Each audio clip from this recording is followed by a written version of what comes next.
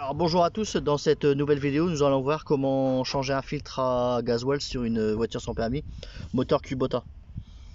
Donc voilà, alors moi déjà j'ai déjà mon filtre, celui-là il se présente comme ça fait des petits trous dessus. Le filtre il est à peu près la taille de la main. Faites attention parce qu'il y en a des longs et des courts, celui-là c'est le court. L'autre il est beaucoup plus grand, il est on va dire cette taille là, beaucoup plus fin. Bon, faites attention de ne pas vous tromper de modèle, parce que sinon vous allez avoir une surprise quand vous allez en mettre dans le bocal. Donc alors le bocal il se trouve là-bas, là. Pour le déverrouiller, surtout prenez pas de pince. Prenez pas de pince comme ça sert à rien, parce que sinon vous avez pété le bocal. Faut prendre un tournevis ici, et puis taper dessus comme ça. Enfin moi j'ai déjà déverrouillé. Donc voilà. Et donc vous faites ça et vous mettez un coup de main dessus, ça va se défaire. Donc voilà. Hop, moi j'ai déjà déverrouillé. Donc ensuite vous essayez de mettre la petite durite au dessus comme ça, vous la coincez pour avoir le plus d'accès. Hop, je vais essayer de la coincer là-haut au niveau du collier. Bon, ça va être compliqué. Moi ce que je vais faire, c'est que je vais retirer retirer ça parce que ça va me gêner.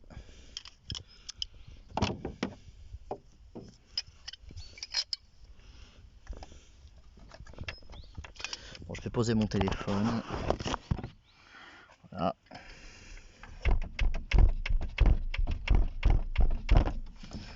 Ça c'est le tuyau pour la décompression d'air pour le moteur. Voilà. Hop. Je la retire. Ça je la remettrai après, c'est parce que là pour l'instant ça va me gêner. Donc, vous voyez déjà j'ai déjà un peu plus d'accès ici.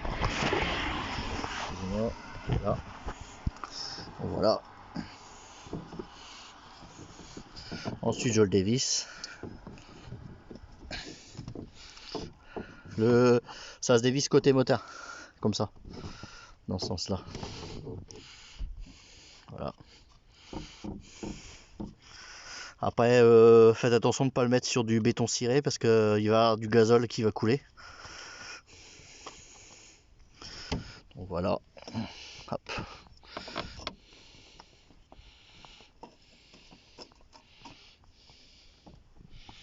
Je vais poser mon téléphone. Hop, voilà. Après si vous en mettez sur les courroies, faites attention parce que ça risque de patiner. Donc, moi j'en ai mis un petit peu là-bas sur le courroie du variateur. Là-bas, donc il faudra que je mette un peu de produit. Alors voilà comment ça fait.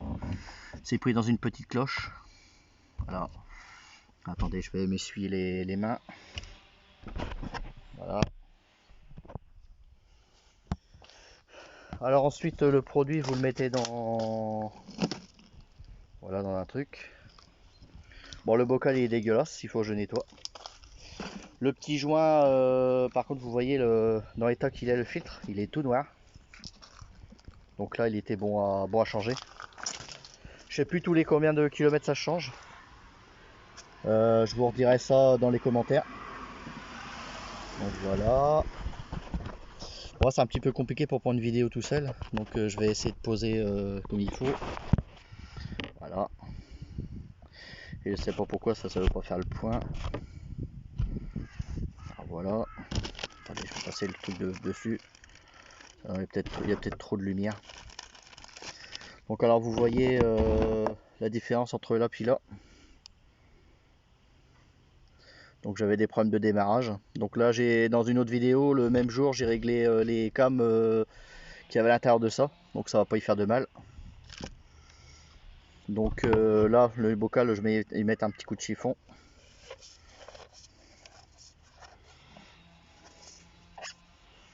Après, moi, un filtre comme ça, je le change tous les 6 mois pour le prix que ça coûte. Hein. Vous allez sur le site Nessicar. Ça coûte, je crois que c'est 2 ou 3 euros le filtre. Après en concession Exiam, ça doit valoir au moins 10-15 € le filtre. Donc voilà. Alors ça, comme je vous disais, ça c'est l'ancien joint.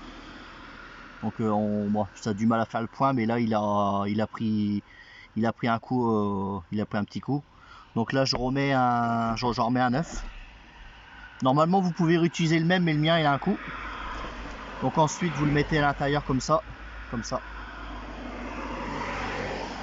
Voilà. Là normalement il y a des petits crans. Attendez, je vais essayer de le caler autrement, comme ça va peut-être mieux se voir. Je sais pas du tout pourquoi c'est pas net. Vous avez des petits crans. Voilà, là il est tombé dedans. Regardez. Hop. Là il dépasse. Tac, là il tombe dedans. Ensuite vous mettez le joint ici.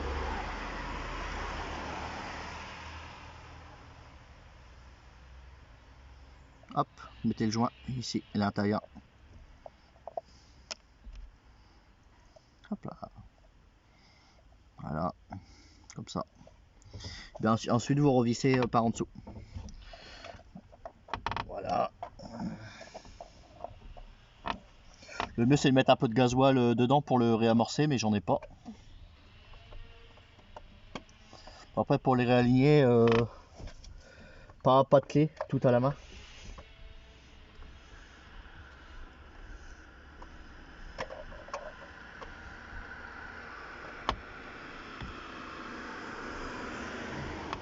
Voilà. Là je le revisse.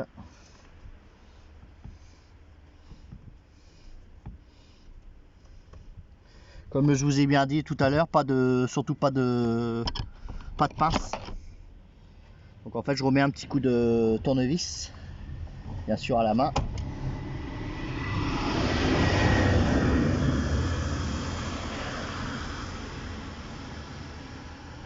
Voilà. Là ça m'a pris là 7 minutes pour vous expliquer, en tout 7 minutes, là on a 7 minutes 20 pour vous expliquer puis le remettre. Un filtre comme ça, ça met 5 minutes à changer. Donc voilà, on le voit là-bas, tout là-bas au fond. Vous voyez l'autre il était à l'intérieur, il était sombre comme ça. Et vous voyez là-bas il est jaune. Donc je vais remettre ma durite après, bien sûr hors vidéo. Donc ce que je vais faire, c'est que je vais démarrer plusieurs fois pour que maintenant la pompe ici, elle aspire le gazole qu'il y a à l'intérieur du réservoir, et puis que ça recrache à l'intérieur, puis après que ça va alimenter le moteur. Des fois, bien sûr, ça peut être super long à redémarrer. Après, mettez-vous quand même sous la main un chargeur de batterie ou des pinces pour que quelqu'un puisse vous mettre un coup de gouache au niveau de la batterie. Parce que des fois, on n'arrive pas à réamorcer tout de suite. Eux, les garages, ils ont des boosters de batterie. Donc, ils mettent ça directement dessus avant de l'alimenter. Logiquement, au bout de 5-10 minutes, on démarre. Donc après, le mieux c'est de faire chauffer le moteur avant de le changer. Comme ça, vous n'avez pas trop, parce qu'après le pot échappement il est là, donc après vous allez vous brûler. Mais vous pouvez le faire chauffer, enfin le lancer 2-3 machins pendant 2-3 minutes pour que le moteur déjà il soit bien chaud, pour faciliter le démarrage. Et ensuite vous pouvez vous changez le filtre, et après au niveau du redémarrage, si le moteur il a encore un peu de gazole dans les injecteurs, le moteur il va s'alimenter et ça va automatiquement économiser la batterie au niveau de l'alternateur. Pas l'alternateur, le démarreur. Donc voilà pour cette vidéo. N'hésitez pas à me laisser un commentaire si vous n'y arrivez pas ou si vous avez besoin d'aide. Donc à très bientôt pour une nouvelle vidéo et portez-vous bien. Au revoir.